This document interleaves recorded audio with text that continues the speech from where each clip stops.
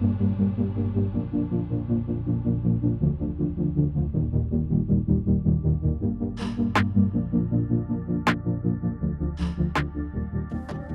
right, I am logging on. Kate, can you hear me? Wait, no, you keep freezing. What about now? Yes, okay. I can hear you now. Yes, awesome. Okay. Well, also we're recording from our closet. It's kind of fun. I feel like I'm at summer camp or something. This is our recording studio. I'm Ashley Arnold. And I'm Kate Schwartz. And this is Together We Move, a monthly podcast about important issues all told through the lens of, you guessed it, running. Today we're talking about running and community in a time when isolation and division are woven into our daily lives. And it turns out that social connection has way more impact on our physical and mental health than people give it credit for. When it comes to building community and living healthy lives, how much of an impact can running have? Could running change everything? Today, we bring you a show in 3 parts. For part 1, we talk to a runner who is looking for ways to expand the running community to make it more inclusive for everyone. For part 2, we talk to Dr. Julianne Holt-Lunstad, a professor of psychology and neuroscience, about how social relationships impact our health. And in part 3, we learn about an often excluded group of people who created their own endurance team that now feels like family.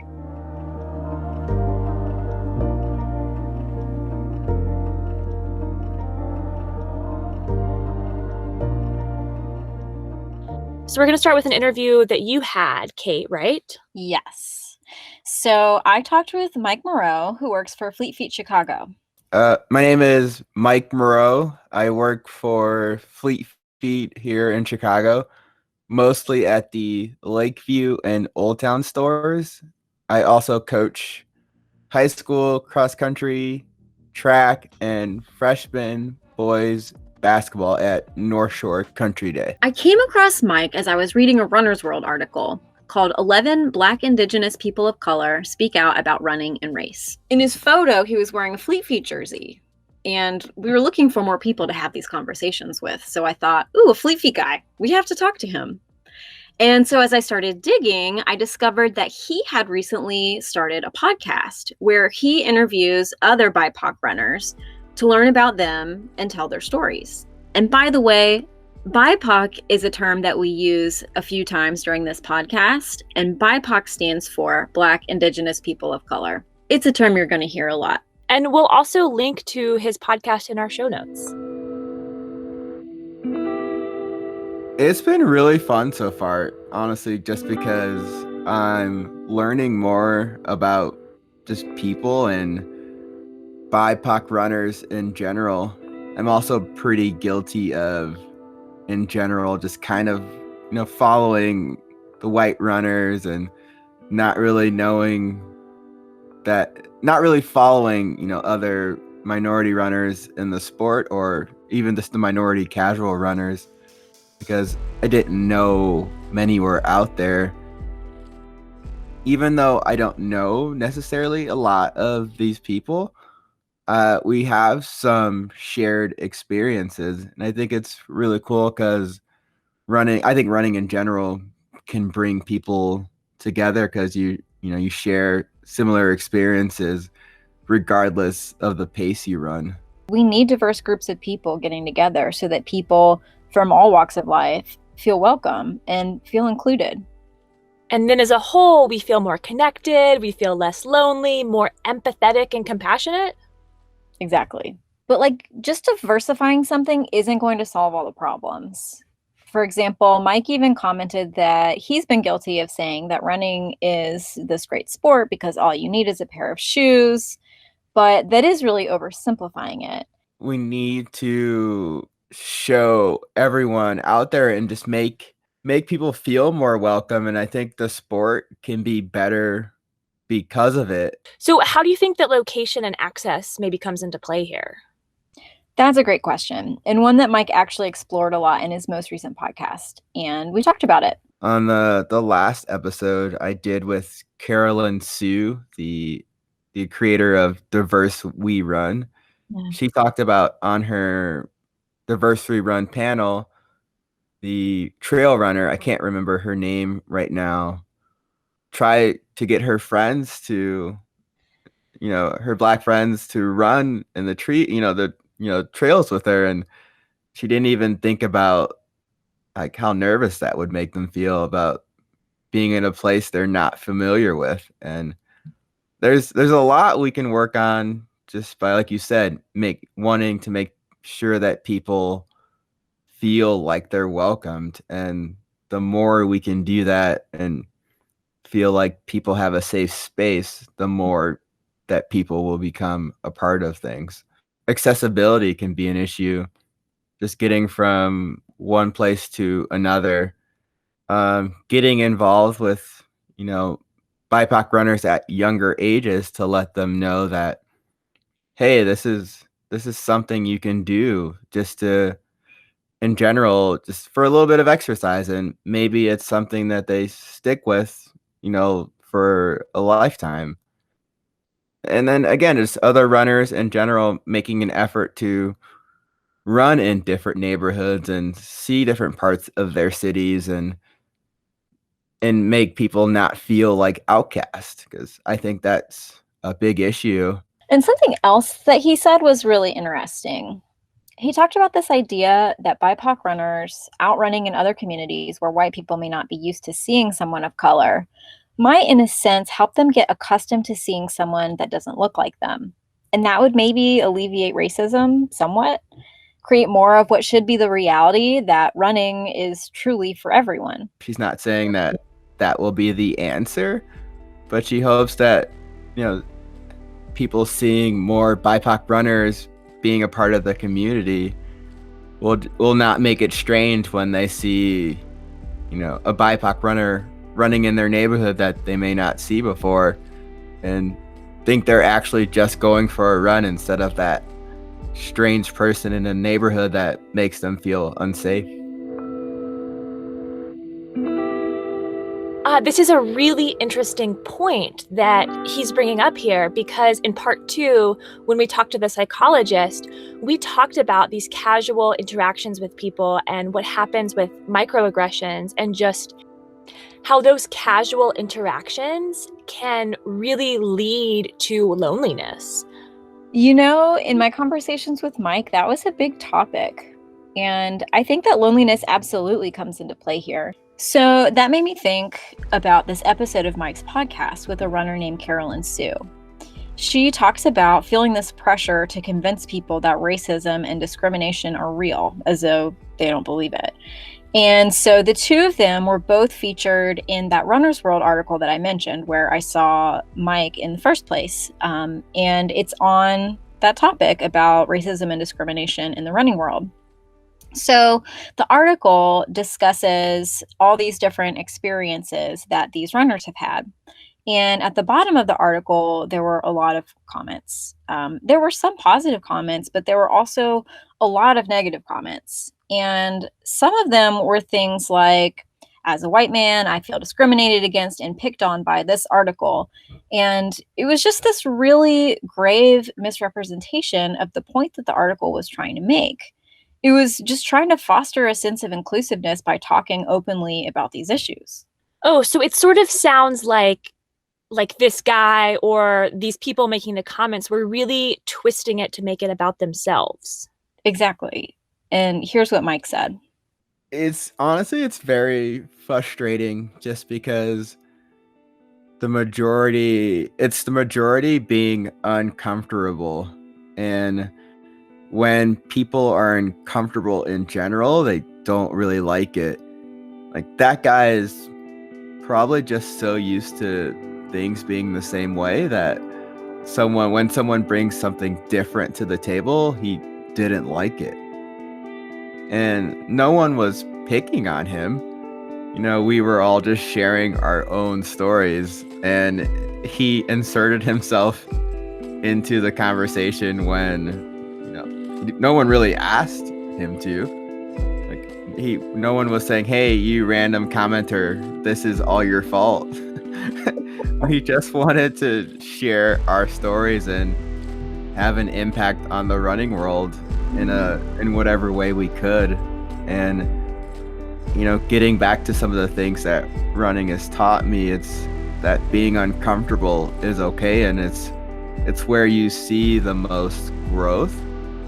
And I think that's what this quarantine has been. That's why this quarantine also has been tough on people, is that a lot of it has been uncomfortable, and we have to have conversations that a lot of people don't want to have, but a lot of minorities have on, honestly, a daily basis, and they share those experiences constantly. And when guys like, people like him comment, it's just him being uncomfortable. And if he's willing to learn and grow from it, then good. But if he's not gonna want to learn, then he's part of the problem.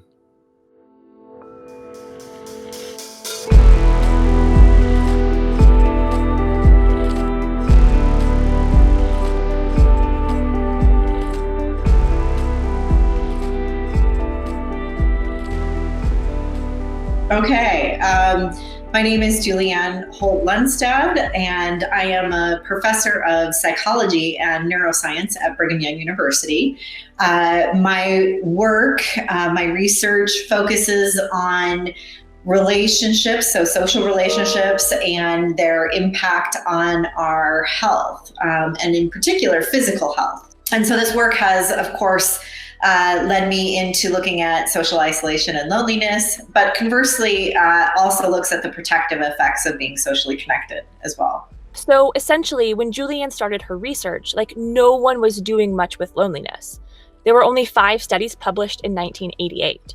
So as new research started to bubble up to the surface, she began gathering evidence from all over the world to really connect the dots. And she began looking at all of the different ways that people are connected. And she found that those with a high level of social connection had a 50% increased rate of survival. But people didn't really believe her right away. I mean, I can see why. Really, 50%?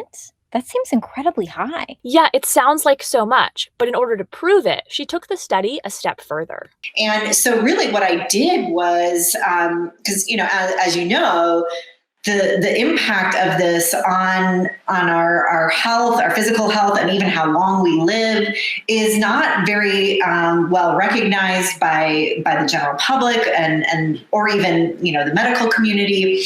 But there are decades of epidemiological research where large-scale studies have followed people, in some cases, thousands of people over years and often decades, to see to what extent are people socially connected or conversely, isolated or lonely? And does this predict how long people live? Because, of course, this was so unrecognized, we benchmarked it relative to other factors that people take very seriously. So things like smoking, alcohol consumption, obesity, physical inactivity. And what we found was that this was comparable and in many cases exceeded the magnitude of risk associated with these other factors. So then I did another one looking specifically at isolation and loneliness. This time we had data from over 3.4 million people worldwide. And again, we found a significant effect. So isolation, loneliness, and living alone were each independent risk factors for premature mortality. So I wonder how the types of relationships you have make a difference. Honestly, most of the strong relationships I've built as an adult have been through running.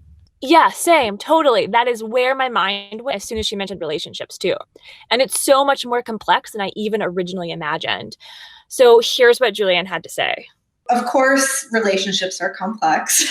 And so understandably, of course, researchers have studied this in a variety of ways. And so one of the things that we did in that big meta-analysis was try to organize to see whether some were more predictive of risk than others, right?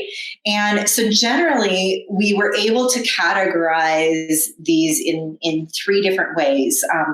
And one was when they look at the the structure of our relationships or networks. So this would get at like the size of your network, or how many people you have contact with, or how frequently you have contact with them, whether or not you live alone. So really kind of numbers based, right? And so, but they really just get at the presence or absence of others in your life, right?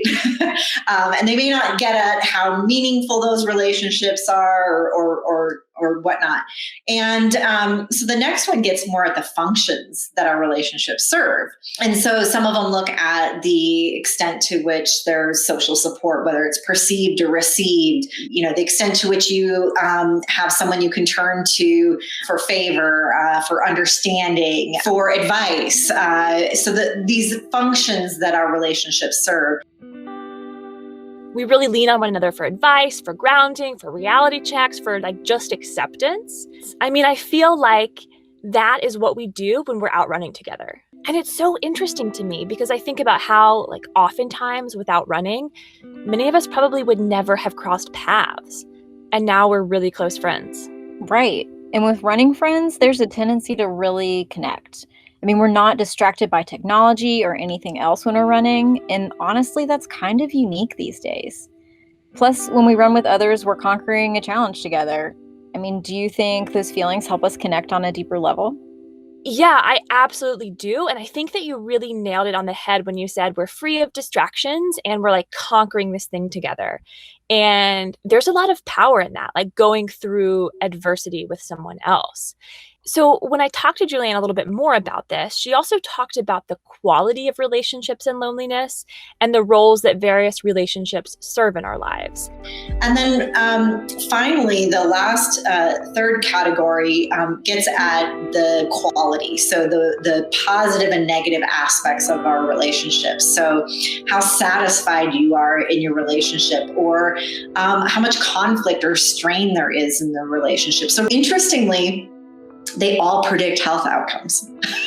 And so not only do the close, intimate, positive, meaningful relationships are really important, but there's also evidence to suggest that these kind of even casual interactions that we have, saying hello to someone when you pass on the street, or to the person who's bagging your groceries or whatever, that even those little moments of social connection can be beneficial. Having a diversity of relationships may be particularly strong because different kinds of relationships might fulfill different kinds of needs that we have. And so we shouldn't discount these, but we should recognize, however, that negativity in relationships has been associated with risk. So not all relationships are positive. And that negativity can be not only associated with stress, but detrimental physical health outcomes.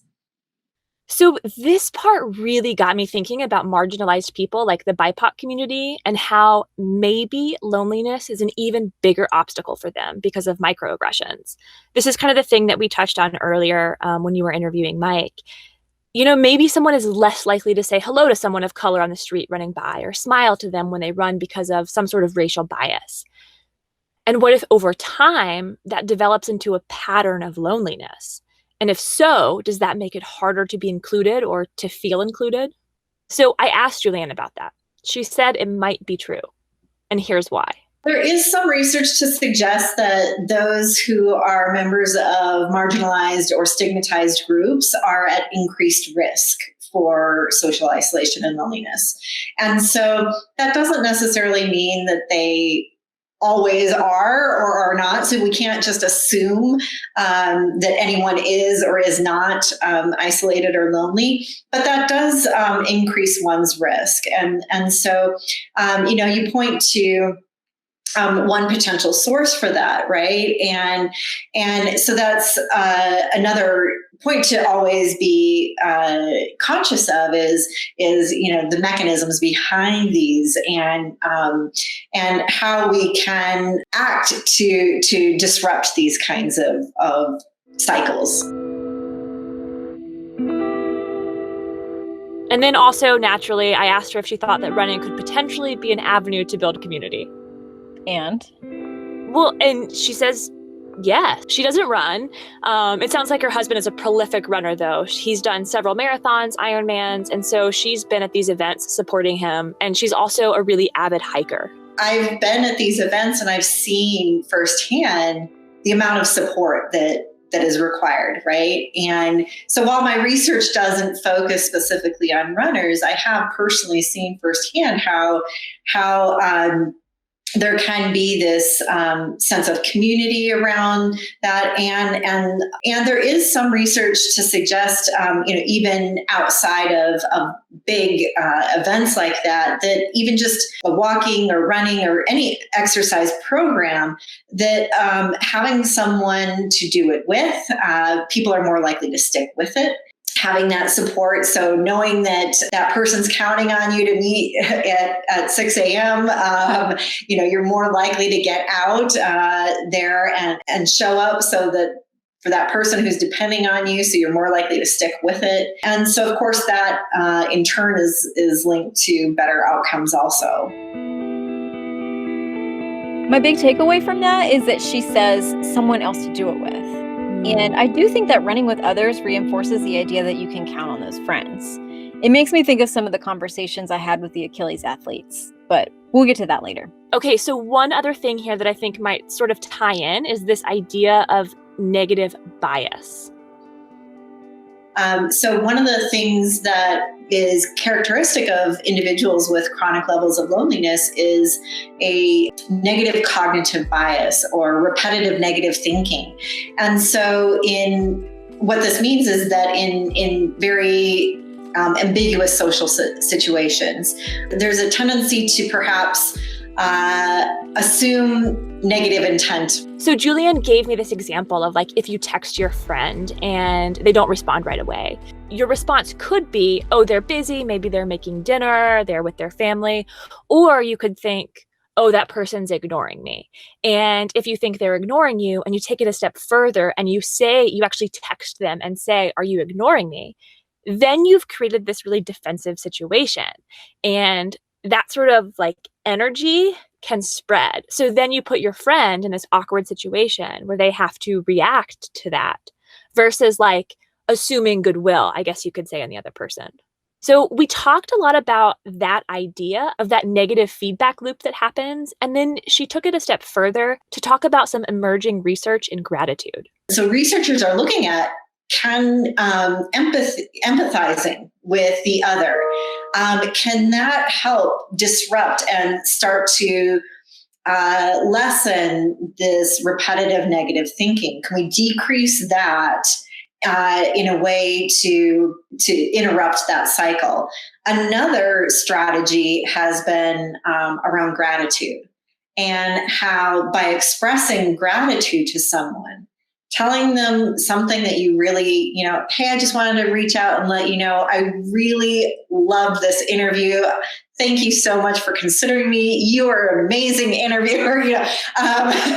All of these sorts of things that will elicit, of course, more of a positive response in return, right? And so we can, by expressing gratitude to those, our relationships, that strengthens that relationships. Creates a greater sense of social connection and creates an upward spiral instead of a downward spiral, and can reduce loneliness.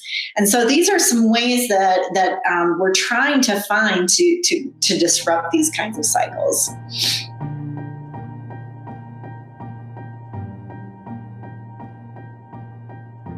Gratitude is definitely having its moment in the sun, and for good reason. Kate, I'm going to use this opportunity to tell you that I'm grateful for you. And for this podcast recording that we're doing in this closet right now. That's really sweet. I'm grateful for this closet. And you, of course. So we went on to talk more about COVID-19 and its effect on loneliness and things like that, really tangential to today's conversation, but really interesting stuff. But I also found it quite relevant to our next conversation and to the conversation that you and Mike had, Kate. So here's what she said. now the challenge is, what can we do, right, to help reduce the health burden of this and reduce risk, and so thinking about this from not only just individual-based intervention programs, but public health policy. How do we address this more on a population level? Every aspect of our life is influenced by, there's a social component. And what we do can have an effect for good or bad. So these policies that we are implementing can potentially either reduce or increase risk. And so I'm really excited about the future, because this is an important turning point. And I hope that we can take this turning point in a positive direction and be much more consciously aware of and socially aware.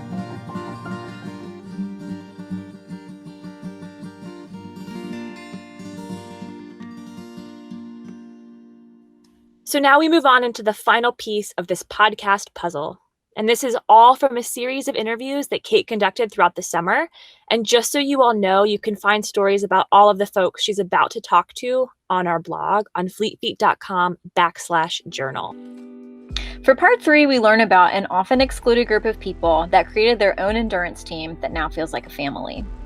So I actually got to interview, I think, 5 different Achilles International athletes, and I wish I could include all of these here because the conversations were really interesting.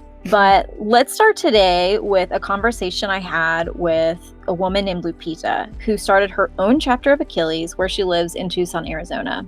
Lupita is blind, and when she was growing up, she got left out of sports. So when she got older, she was determined that she was going to participate. And not only that, but to also help other people get involved as well. My name is Lupita Hernandez.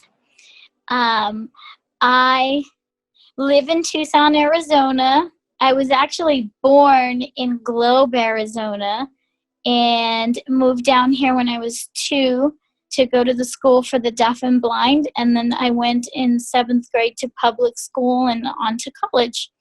And I've been a teacher for the visually impaired. And that's a little bit about me.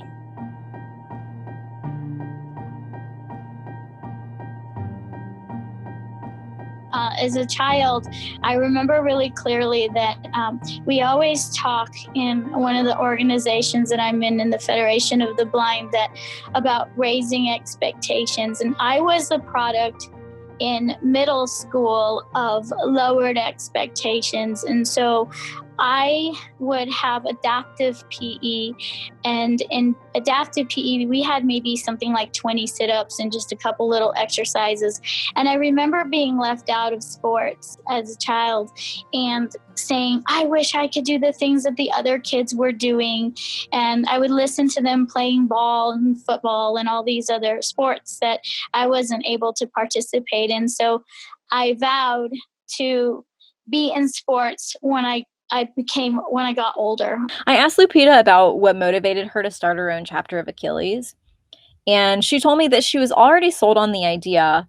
And then she went to a conference for the Federation of the Blind in Las Vegas. And she ended up running with a guide there who volunteers at his local Achilles chapter. I remember so clearly that running, I was going to run just around the block a little bit. And I ended up doing a 5K that day with my guide that I was paired with. And I asked him, why do you want to be an Achilles? Why do you like Achilles? And I really remember that he said, well, I was in it for reasons to try to help the community and help others. But then I started realizing that I was doing it for selfish reasons because I was enjoying making friends. And my friends were people that I hung out with and I wanted to spend time with. And so after that, I decided that I just love doing it for fun. And I thought, wow, I really want to bring this to Tucson. I'm kind of jealous that there's an Achilles in Las Vegas. I want to bring that to Tucson. So he said, well, after we run, I'll get you in touch with the right people to see if you can get an Achilles started in Tucson.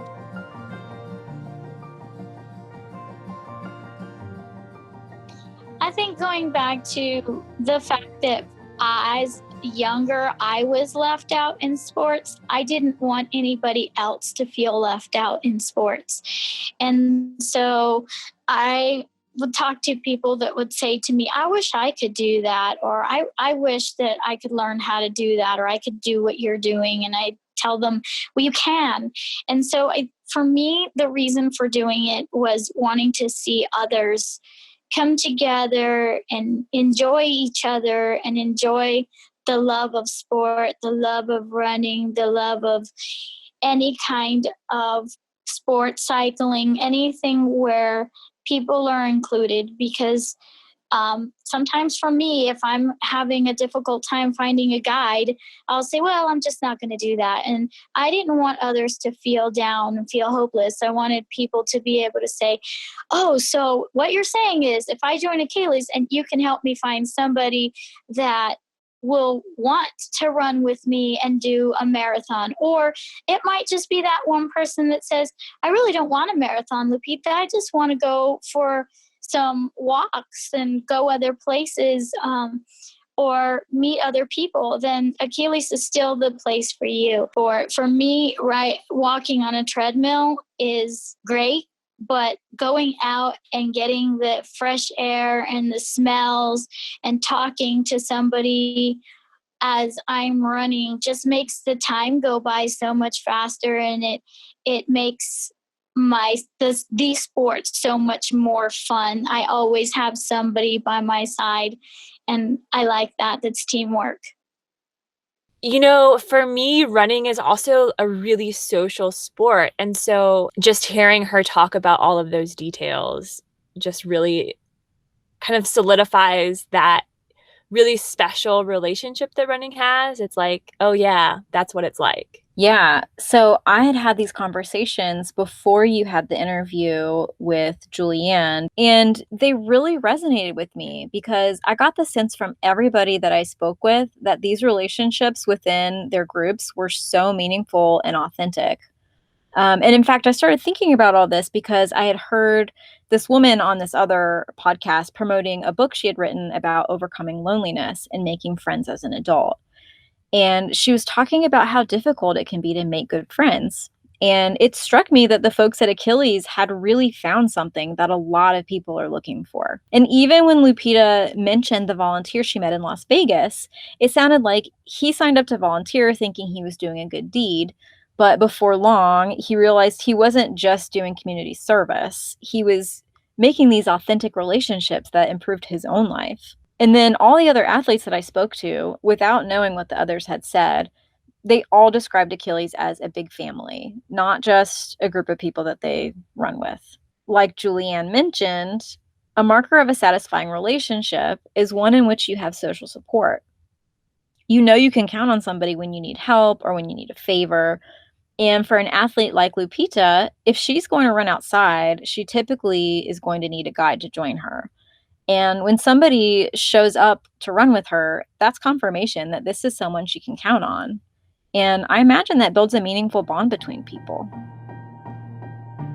So I also spoke with Amy Saffell, who is a wheelchair racer in Nashville, Tennessee. We talked a lot about how important it is for folks who use wheelchairs or different accommodations to not be separated from those who don't, whether that's in sports or in life. And a lot of that we were talking about the Americans with Disabilities Act and some of the differences that makes. So that's something you can read about on the journal if you want to hear more about that conversation. But anyway, Amy had a very different experience growing up than Lupita did. So Lupita was really excluded from sports, but Amy had access to tons of adaptive sports opportunities when she was growing up in Atlanta. She mentioned seriously like 10 different sports she was active in. This woman does everything. Hi, my name is Amy Saffell, and I grew up in Roswell, Georgia, just outside of Atlanta. I've lived in Nashville since 2004 and have been part of the Achilles Nashville chapter since it began. So I'm the executive director of Able Youth, and so we help kids with physical disabilities learn to be independent using adaptive sports as a vehicle for them to be able to do that. And so I've been executive director, I think, about 4 years now, and actually worked in the music industry before that. But I love getting to both participate alongside the kids that I work with, and then I see myself in them all the time. I love, thinking back to when I was their age and how far I've come, and then giving them a real example of, how far that they can come. So Amy is creating opportunities for disabled athletes to participate in the same events as other runners. I think participating in races, does a lot, because maybe I start first, but I'm not somebody that's going to finish first. And so, I'm going to be among people that don't have disabilities, when I'm in the middle of races, and definitely when I'm training. When we're in Achilles, we're out there on the Greenway, we're among everybody else. And then I go to another running group on a different night, and I'm the only person in a chair. And so, and a lot of times in a race, I'm either the only person in a chair, maybe there's one or two other people. And so I think that automatically dispels a lot of the misconceptions that people with disabilities, aren't capable physically, or, don't get out and sit home and whatever. And so I think just the participation in sports, and specifically in races, really helps to dispel that, because lots of people get to see me as a capable person. And so I think that's one of the great things about running too, is that I'm enjoying it and I'm getting the health benefits, but then also I feel like whether or not I know it or recognize it, I'm helping to change society little by little, hopefully,